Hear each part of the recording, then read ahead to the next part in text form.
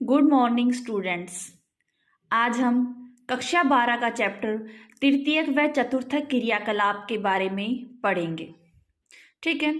जो भी आर्थिक क्रियाएं होती हैं वो लगभग 5 प्रकार की होती है। प्राथमिक क्रियाकलाप के अंदर प्रकृति से जुड़े जो भी क्रियाकलाप आते हैं वो आते हैं, जैसे कृषि हो गया, पशुपालन, मछली पालन, मधुमक्खी पालन। तो ये सभी प्राथमिक क्रियाकलाप में आते हैं। द्वितीय क्रियाकलाप के अंदर विनिर्माण आता है। इसके अलावा आज हम तृतीयक व चतुर्थक और पंचम क्रियाकलाप के बारे में इस वीडियो के अंदर पढ़ेंगे। तृतीयक व चतुर्थक क्रियाकलाप का यह चैप्टर एनसीईआरटी की बुक में बहुत हार्ड लगता है, क्योंकि इसमें लैंग्वेज जो है वो बहुत ही मुश्किल यूज की गई है। मैंने इसकी लैंग्वेज को बिल्कुल आसान बनाने की कोशिश की है और इस चैप्टर को भी बिल्कुल आसान बना दिया है। आइए इस चैप्टर को शुरू करते हैं। सबसे पहले आता है तृतीय क्रियाकलाप किसे कहते हैं। तो तृतीय क्रियाकलाप को सेवा क्षेत्र भी कहते हैं। इसके अंदर जितनी भी सेवाएं होती हैं वो आती हैं। सेवाएं क्या होती है? जब भी हम किसी को पैसे देकर या उसको कोई फीस देकर के जब हम किसी से कोई कार्य करवाते हैं तो वो उसे सेवा देना कहते हैं। जैसे कोई अध्यापक जो है वो सैलरी लेकर के बच्चों को पढ़ाता है तो वो सेवा देना कहलाता है। तो तृतीय क्रियाकलाप में वे सभी व्यक्ति शामिल हैं जो फीस लेकर के कोई भी कार्य करते हैं। ठीक है। तो इस क्रियाकलाप को सेवा क्षेत्र कहते हैं क्योंकि इसमें ये सभी व्यक्ति शामिल हैं। इसमें अनेक व्यवसायी होते हैं जो फीस का भुगतान होने पर अपनी सेवाएं प्रदान करते हैं। ठीक है, उनको फीस दी जाएगी तो वो अपना काम करते हैं। जैसे धोबी जो है वो पैसे लेता है, बदले में वो कपड़े धो करके या प्रेस करके देता है। नाई बाल काटता है, अध्यापक बच्चों को पढ़ाता है, वकील जो है वो केस वगैरह लड़ता है। ठीक है, तो इस तरह से ये सभी व्यक्ति फीस लेने के बाद कार्य करते हैं, अपनी सेवाएं जो है वो प्रदान करते हैं। इसीलिए इस क्षेत्र को सेवा क्षेत्र जो है वो कहते हैं। तृतीय क्रियाकलापों में कुशल श्रमिक व्यावसायिक दृष्टि से प्रशिक्षित विशेषज्ञ शामिल होते हैं। ये जितने भी लोग इसके अंदर शामिल हैं ये सभी जो क्या है ये प्रशिक्षित हैं, इनको अपने कार्य में विशेषज्ञता प्राप्त है। जैसे धोबी है उसको कपड़े धोना अच्छे से आता है, उसको प्रेस करना अच्छे से आता है, कपड़े पर लगे किसी भी दाग को वो आराम से निकाल सकता है। तो ये जो है ये अपने क्षेत्र के अंदर ये प्रशिक्षित हैं। तो एक विकसित अर्थव्यवस्था के अंदर तृतीय क्रियाओं में लगे व्यक्तियों की संख्या ज्यादा होती है। देखो, जो देश जितना ज्यादा विकसित होगा उसके अंदर तृतीयक, चतुर्थक और पंचम क्रियाकलापों में लगे व्यक्तियों की संख्या ज्यादा होगी। लेकिन अगर देश विकसित नहीं है तो उसके अंदर प्राथमिक व द्वितीय क्रियाओं में लगे लोगों की संख्या ज्यादा होगी। ठीक है, मतलब जैसे हमारा देश जो है उसमें अधिकतर जनसंख्या जो है वो कृषि पर निर्भर है और कृषि आता है प्राथमिक क्षेत्र के अंदर, तो हमारा देश जो है वो अलग विकसित देशों के अंदर आता है। ठीक है, लेकिन अगर बड़े देश जैसे संयुक्त राज्य अमेरिका, इनमें अगर देखा जाए तो यहाँ पर लोग कृषि के अंदर कम लगे हुए हैं और बाकी अन्य क्षेत्रों के अंदर ज्यादा लगे हुए हैं। तो एक विकसित अर्थव्यवस्था के अंदर तृतीय क्रियाओं में लगे व्यक्तियों की संख्या ज्यादा होती है। ठीक है, जबकि विकासशील अर्थव्यवस्था मतलब जो देश कम विकसित हैं वहां पर तृतीय क्षेत्र के अंदर लगे व्यक्तियों की संख्या कम होती है। ठीक है, तृतीय क्रियाकलापों में उत्पादन व विनिमय दोनों सम्मिलित होते हैं। विनिमय मतलब व्यापार वगैरह। ठीक है, तृतीय क्रियाओं में व्यापार जो है वो भी शामिल होते हैं। उत्पादन में सेवाओं की उपलब्धता शामिल होती है। उत्पादन का मतलब है सेवाओं को उपलब्ध करवाना।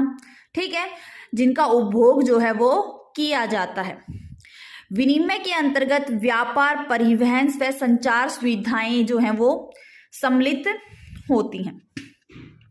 तो तृतीय क्रियाओं में मेन कौन सी चीजें आती हैं? एक तो इसको सेवा क्षेत्र कहा जाता है। ठीक है, फीस के बदले में कोई भी कार्य जो है वो करवाया जाता है जिसमें उस व्यक्ति को विशेषज्ञता प्राप्त होती है। ठीक है। इसके अलावा वस्तुओं का व्यापार, व्यापार का मतलब होता है लेन देन करना, खरीदना बेचना, ठीक है, वो शामिल होता है। परिवहन के साधन शामिल हैं, वह संचार की सुविधाएं जो हैं वो भी शामिल होती हैं। ठीक है। अब द्वितीयक व तृतीयक क्रियाओं में क्या अंतर है? द्वितीयक व तृतीयक क्रियाओं में मुख्य अंतर यह है कि सेवाओं द्वारा उपलब्ध विशेषज्ञता, उत्पादन तकनीक, मशीनरी और फैक्ट्री प्रक्रियाओं की अपेक्षा कर्मियों की विशिष्ट कुशलताओं, अनुभव और ज्ञान पर अत्यधिक निर्भर करती है। मतलब द्वितीय क्षेत्र के अंदर जो लोग काम पर लगे होते हैं वो कम कुशल होते हैं और उनको सिर्फ वो उत्पादन की तकनीक पर, मशीनों पर और फैक्ट्रियों के बारे में उन्हीं में वो कुशल होते हैं। लेकिन जो तृतीय क्षेत्र के जो होते हैं उनके अंदर विशिष्ट कुशलता पाई जाती है, उनको अनुभव प्राप्त होता है और अपने क्षेत्र का ज्ञान होता है। ठीक है। द्वितीय क्षेत्र के लोगों को ज्ञान कम होता है और तृतीय क्षेत्र के लोगों को ज्ञान अधिक होता है। ठीक है। द्वितीय व तृतीय में अंतर समझ में आ गया। द्वितीय के लोगों में ज्ञान कम और तृतीय वालों में ज्ञान और अनुभव जो है वो ज्यादा होता है। तो ये हमने अभी मेन इसका इंट्रोडक्शन बताया है कि तृतीय क्रियाकलाप क्या होते हैं। ठीक है। इनके अंदर क्या क्या चीजें आती हैं? सेवा क्षेत्र आते हैं, पैसे देकर के, फीस का भुगतान करके उनसे कार्य करवाना, ठीक है, सेवाएं आती हैं। इसके अलावा व्यापार आता है, वस्तुओं का लेन देन, ठीक है, परिवहन के साधन आते हैं। इसके अलावा संचार सुविधाएं जो हैं वो भी इसके अंदर आती हैं। तो मेन हम इसमें 4 बताए हैं, व्यापार, परिवहन व संचार और 4th सेवाएं आती हैं। ठीक है। अब हम इनको डिटेल से पढ़ेंगे आगे चैप्टर के अंदर। आगे शुरू करते हैं। तृतीय क्रियाकलापों के प्रकार में फर्स्ट पॉइंट है वाणिज्य या व्यापार। व्यापार क्या होता है? व्यापार का अर्थ होता है वस्तु को खरीदना व बेचना। ठीक है, वस्तुओं का लेन देन करना, जिनको जरूरत होती है वो वस्तुएं खरीद लेते हैं, जिनके पास अधिक मात्रा में होती हैं वो वस्तुओं को विक्रय करते हैं या उनको बाजार में ले जा करके बेचते हैं। तो व्यापार का सिंपल सा मतलब है वस्तुओं को खरीदना व बेचना। अब व्यापार का मुख्य उद्देश्य क्या होता है? मुख्य उद्देश्य होता है लाभ कमाना। ठीक है, अधिक से अधिक पैसे कमाना व्यापार करने का मुख्य उद्देश्य होता है।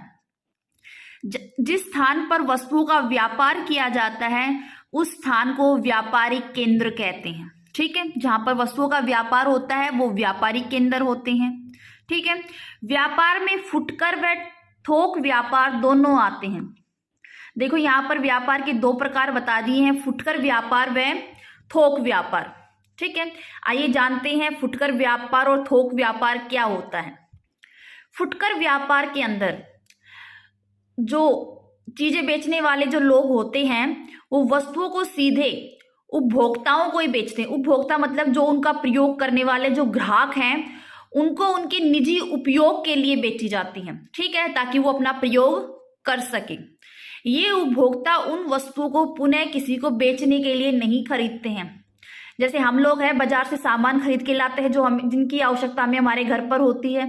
ठीक है, जैसे रसोई का सामान हो गया, दाल चावल हो गया, तो वो चीजें हम किस लिए खरीदते हैं? हमारे खुद के यूज के लिए खरीदते हैं। ठीक है, दोबारा हम किसी दुकान पर ले जाकर के तो उसको बेचते नहीं है। ठीक है, तो फुटकर व्यापार वह व्यापार होता है जिसमें वस्तुएं सीधे ग्राहकों को बेची जाती है। ठीक है, और वो उनको अपने घर ले जा करके अपने निजी उपभोग में प्रयोग कर लेते हैं, उनको अपना निजी उपयोग में ले लेते हैं। ठीक है, ऐसे में कौन कौन से आते हैं फुटकर व्यापार? जो भी हम दुकानों से खरीद कर लाते हैं वो सभी फुटकर व्यापार में आते हैं। इसके अलावा गलियों में जो फेरी वाले आते हैं, रेहड़ी वाले घूमते हैं, ट्रकों में सामान रख करके बेचते हुए घूमते हैं, द्वार से द्वार तक कोई सामान बेचने के लिए आता है। व इसके अलावा जो आजकल हम ऑनलाइन शॉपिंग करते हैं ये सभी फुटकर व्यापार में ही आते हैं। ठीक है, फुटकर व्यापार में सीधे ग्राहक चीजों को खरीदते हैं और उसका प्रयोग कर लेते हैं। लेकिन थोक व्यापार में ऐसा नहीं होता है। थोक व्यापार से अर्थ ऐसे व्यापारी से है जो निर्माता या उत्पादकों से भारी मात्रा में माल खरीदकर उसे थोड़ी थोड़ी मात्रा में फुटकर व्यापारियों को बेचते हैं। मतलब एक बिचौला होता है जिस भी फैक्ट्री में सामान बन रहा है वो बिचौला उस फैक्ट्री में जाता है और बहुत भारी मात्रा में सामान खरीद लेता है। जैसे मान लेते हैं हमारे पानीपत के अंदर उसने बहुत भारी मात्रा में वो सामान खरीद लेता है, ठीक है, और फिर पानीपत की सभी दुकानों पर वो ही सामान की सप्लाई करता है, ठीक है। फिर वो बहुत सस्ते दामों पर मिल जाता है सामान जब वो बहुत बड़ी मात्रा में खरीदता है तो, और फिर वो थोड़ी थोड़ी मात्रा में व्यापारियों को बेच देता है और फिर वो फुटकर व्यापारी उन वस्तुओं को ऊंची कीमत पर फिर लोगों को बेचते हैं, ठीक है। मतलब जिस फैक्ट्री में सामान बनता है और जो ये फुटकर व्यापारी होते हैं इनके बीच में एक बिचौलिया होता है, ठीक है। बिचौलिया सामान खरीद कर लाता है, वो सस्ते कीमत पर सामान खरीद कर लाता है और फिर बाद में इन फुटकर व्यापारियों को थोड़ी थोड़ी मात्रा में बेच देता है और ये बाद में फुटकर व्यापारी ग्राहकों को ऊंचे दामों पर ये चीजें बेचते हैं और लाभ कमाते हैं, ठीक है। तो फुटकर व्यापारी और थोक व्यापारी समझ में आ गया। फुटकर व्यापारी में तो सीधे ग्राहक सामान खरीदते हैं, लेकिन थोक व्यापार में सामान कौन खरीदता है? फुटकर व्यापारी, ये दुकान वाले खरीदते हैं, ठीक है। और ये किस लिए खरीदते हैं? ताकि वो ग्राहकों को महंगे दामों पर बेच करके लाभ प्राप्त कर सकें, ठीक है। आगे चलते हैं। नेक्स्ट पॉइंट है परिवहन, ठीक है। परिवहन एक ऐसी सेवा है जिसके द्वारा व्यक्तियों व वस्तुओं को या फिर उद्योगों में कच्चे माल व तैयार माल को एक स्थान से दूसरे स्थान पर ले जाया जाता है, ठीक है। एक तो वस्तुओं को एक जगह से दूसरी जगह ले जाते हैं, व्यक्तियों को एक जगह से दूसरी जगह ले जाते हैं। इसके अलावा उद्योगों में कच्चा माल की भी आवश्यकता होती है और तैयार माल को भी बाजार में भेजा जाता है। तो इन दोनों ही कामों के लिए हमें परिवहन की आवश्यकता होती है, ठीक है। अब उद्योगों को परिवहन कैसा चाहिए? एक तो सस्ता परिवहन होना चाहिए और तीव्र गति से चलने वाला परिवहन होना चाहिए। जैसे मान लो खाने का सामान है तो खाने के सामान को तुरंत मार्केट में पहुंचाया जाता है। अगर जल्दी से सामान नहीं पहुंचाया जाता तो वो सामान जो है वो रास्ते में ही खराब हो सकता है। इसके अलावा परिवहन जो है वो सस्ता भी होना चाहिए, क्योंकि अगर परिवहन महंगा होगा तो उसकी जो कीमत है वो वस्तु के अंदर जुड़ जाएगी और वस्तु की कीमत जो है वो महंगी हो जाएगी। वस्तु जो है वो उसकी कीमत बढ़ जाती है, ठीक है। परिवहन क्या होता है? सबको पता है। परिवहन कई प्रकार का होता है, स्थल परिवहन, जल परिवहन, वायु परिवहन, ठीक है। यहाँ पर एक छोटा क्वेश्चन बनता है, मानचित्र पर समान समय में पहुंचने वाले स्थानों को मिलाने वाली रेखाएं क्या कहलाती हैं? ये छोटे क्वेश्चन में आ सकता है। तो मानचित्र पर समान समय में पहुंचाने वाले स्थानों को मिलाने वाली रेखाएं समकाल रेखाएं कहलाती हैं, ठीक है। बहुत इंपॉर्टेंट क्वेश्चन है और छोटा क्वेश्चन बन रहा है। परिवहन को प्रभावित करने वाले कारक कौन से हैं? एक तो जनसंख्या का आकार, अगर जनसंख्या अधिक होगी तो वहां पर परिवहन भी अधिक चाहिएगा और अगर जनसंख्या कम होगी तो वहां परिवहन की आवश्यकता भी कम पड़ेगी। इसके अलावा औद्योगिक केंद्र, अगर कोई जगह पर औद्योगिक केंद्र स्थापित हो जाएंगे तो वहां पर परिवहन की आवश्यकता पड़ेगी और अगर औद्योगिक केंद्र नहीं है तो वहां पर परिवहन की आवश्यकता कम होगी। वस्तुओं का व्यापार, तो वस्तुओं के व्यापार में भी, लेन देन में भी परिवहन की आवश्यकता पड़ती है, ठीक है। नेक्स्ट चलते हैं संचार। संचार क्या होता है?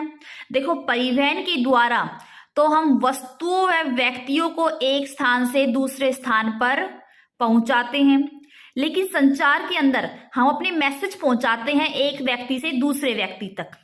जैसे मान लो मुझे किसी से कोई काम है तो मैं फोन करके अपने मैसेज किसी दूसरे से बात कर रही हूँ, तो एक तरह से क्या हो गया, वो संचार का साधन है जिसके द्वारा मैं अपने विचारों को या अपनी बात को या अपनी मैसेज को एक व्यक्ति से दूसरे व्यक्ति तक पहुंचा रही हूँ, ठीक है। पुराने समय में हम पत्र लिखते थे, ठीक है, और डाकघर के द्वारा हम अपने पत्र जो है वो लोगों तक पहुंचाते थे लिख करके, ठीक है। और फिर ये पत्र जो थे ये किसके द्वारा जाते थे? सड़कों के द्वारा, रेल के द्वारा, नाव के द्वारा व वायुयान द्वारा एक स्थान से दूसरे स्थान पर पहुंचाए जाते थे, ठीक है।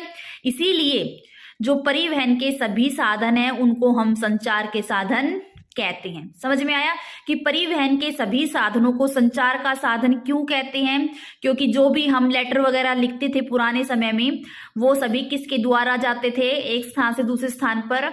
यही परिवहन के साधनों के द्वारा ही उनको एक स्थान से दूसरे स्थान पर पहुंचाया जाता था। ठीक है, इसी कारण से परिवहन के सभी रूपों को हम संचार का साधन कहते हैं। अब संचार के साधन कौन कौन से हैं? लेकिन मोबाइल फोन आ गया है, टेलीफोन है, इंटरनेट है।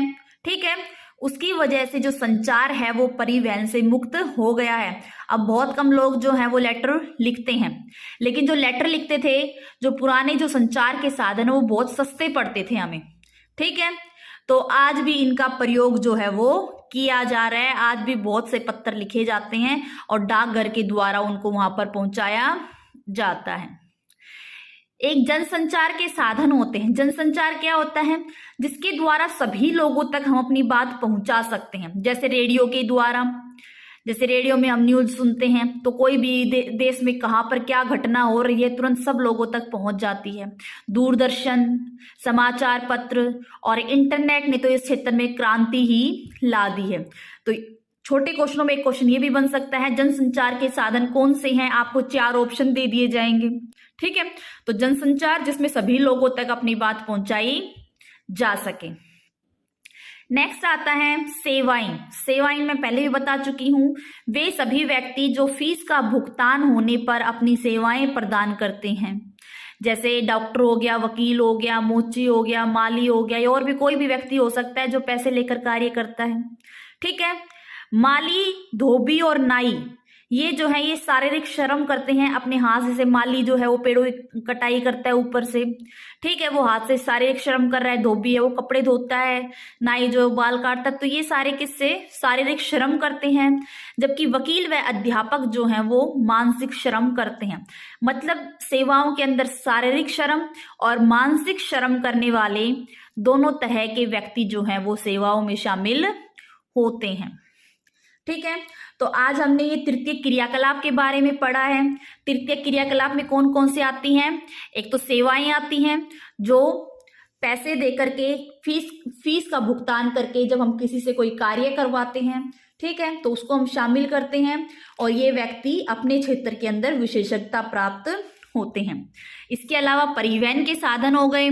ठीक है, परिवहन के साधन भी जिनके द्वारा हम वस्तुएं व व्यक्तियों को एक स्थान से दूसरे स्थान पर पहुंचाते हैं।